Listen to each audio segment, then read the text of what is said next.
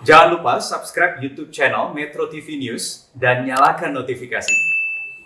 Rekan kami Emresha melaporkan di kawasan Pondokarya, Jakarta Selatan, dan tadi memang terpantau ketinggian banjir masih mencapai 2 meter dan proses evakuasi hingga kini masih dilaksanakan. Pemirsa, banjir melanda sejumlah tempat di DKI Jakarta setelah terjadi hujan deras di kawasan Jakarta dan Bogor sejak Jumat malam hingga Sabtu pagi. Untuk mengetahui data cuaca ekstrim dan perkiraan cuaca sejumlah kawasan, kami telah terhubung dengan Deputi Bidang Meteorologi BMKG, Guswanto. Pak Guswanto, selamat siang. Selamat siang, Mas Iqbal. Pak Guswanto, kapan puncak cuaca ekstrim di kawasan Jabodetabek, Pak? Karena saat ini banjir masih terpantau terjadi di sejumlah wilayah, begitu pula dengan hujan. Baik, Mas Iqbal. Jadi kalau kita melihat ditanyakan tentang puncak cuaca ekstrim ini sangat dinamis ya. Jadi kita melihat dulu untuk puncak curah hujannya atau puncak musim hujan untuk DKI. Puncak musim hujan DKI itu dari beberapa data dasarian kita lihat sebenarnya terjadi di bulan Januari Februari, dasarian 3 Februari atau dasarian 1 di Februari. Nah, kemudian setelah itu kita mengetahui, kita lanjut ke perakiraan curah hujan harian.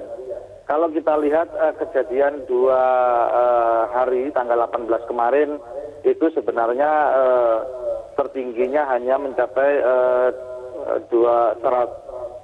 hari ini itu sekitar 226 di Pasar Minggu. Terus kemudian di Sunter Hulu ada sekitar 197.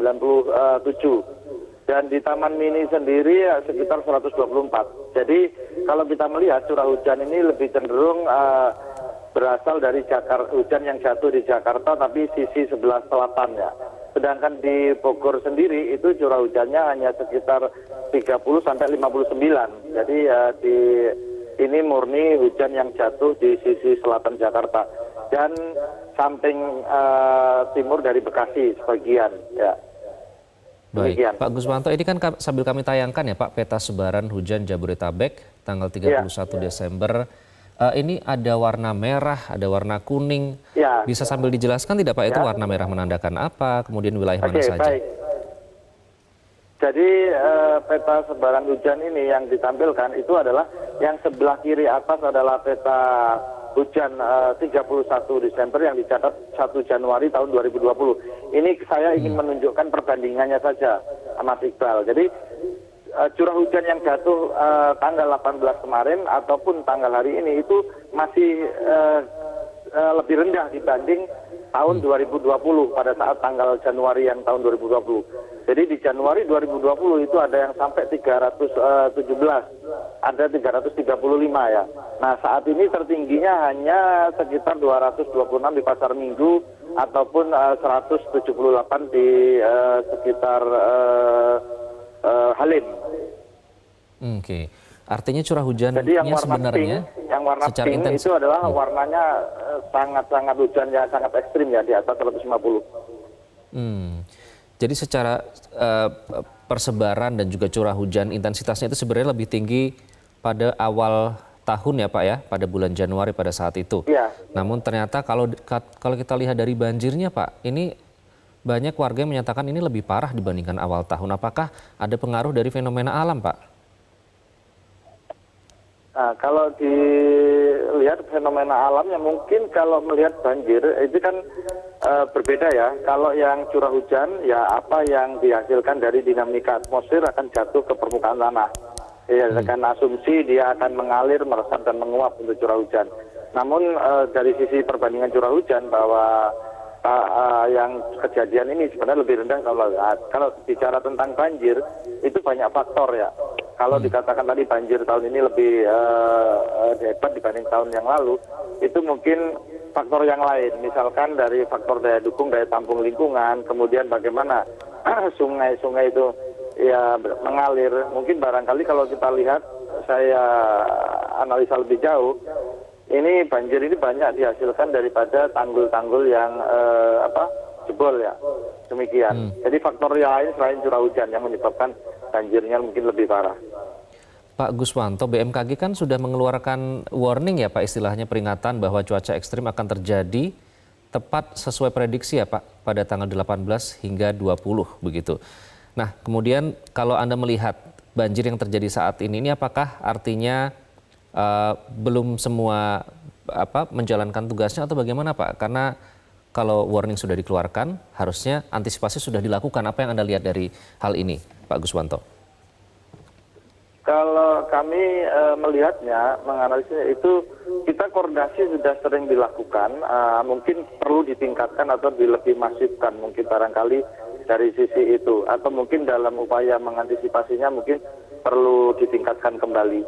Saya melihat seperti kalau upaya awal sudah dilakukan sih, mulai dari koordinasi, mulai dari penyebaran peringatan dini, mulai dari sampai dilakukan tactical forecast juga untuk bencana banjir di Jabodetabek, itu sudah dilakukan. Mungkin barangkali hanya perlu ditingkatkan saja. Oke. Pak, tadi kami sempat mewawancarai Wali Kota Tangerang ya. Di sana itu banjir cukup parah, pengungsi juga cukup banyak, mencapai ribuan. Kemudian ada seperti wacana begitu, apakah mungkin dilakukan rekayasa cuaca seperti menebarkan zat-zat tertentu untuk mengurangi curah hujan ini, apakah hal itu dimungkinkan, Pak? Artinya gini, sangat memungkinkan sekali. Namun yang perlu kita lihat konteksnya adalah kita harus menjatuhkan uap air yang sudah memiliki kandungan inti kondensasi dengan menebarkan garam ya. Artinya kalau curah hujannya jatuhnya di daratan itu juga sama saja. Jadi artinya uap air atau potensi awan hujan yang ada di laut yang menuju ke darat itu dijatuhkan di daratan. Konsepnya harus seperti itu sehingga hujan yang jatuh di daratan itu lebih sedikit. Konsepnya harus seperti itu. Kalau tetap dijatuhkan di daratan akan mengakibatkan juga sama saja seperti memindahkan lokasi jatuh saja. Oke, tadi kami juga sempat memantau di pintu air, Pak. Ketinggian air masih mencapai 60 cm dan berada di status siaga 4. Kalau dari prediksi BMKG, apakah ini ada kemungkinan ketinggian di pintu air ini masih akan bertambah? Artinya debit air ini masih akan bisa menjadi banjir, Pak, di Jabodetabek? Mas Iqbal, kalau saya melihat dari data time series perakiraan curah hujan akumulasi 24 jam untuk Jabodetabek, jadi tanggal 18 kemarin dia meningkat ya, artinya begitu hujan itu banyak ini. Kemudian 19 kemarin siang kita lihat dia berkurang. 20 ini kita identifikasi dia naik, ada peningkatan terjadinya curah hujan. Kemudian 21 Februari itu kita lihat di sini menurun. Kemudian akan terjadi peningkatan kembali itu sekitar tanggal 23 dan 24. Jadi sehingga kalau disampaikan kemungkinan untuk terjadi masih ada kemungkinan.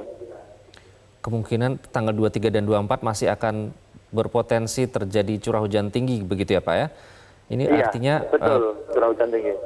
Kewaspadaan masih harus ditingkatkan oleh warga saat ini. Apakah ada pemetaan khusus, Pak, mapping begitu, warga di daerah mana saja yang lebih meningkatkan kewaspadaan dibandingkan mungkin daerah lain yang curah hujannya tidak terlalu tinggi? Baik, kalau kita lihat mungkin Bapak Ibu sekalian ataupun Mas Iqbal bisa melihat BMKG juga memiliki sistem perakiraan cuaca berbasis dampak atau impact-based forecasting di signature.bmkg.go.id.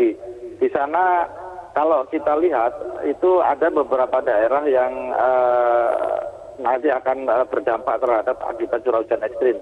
Saya sampaikan secara umum adalah daerah-daerah yang memiliki berdekatan dengan bantaran sungai, itu satu. Yang kedua adalah daerah-daerah yang memiliki tinggi atau dalam posisi cekungan. Demikian.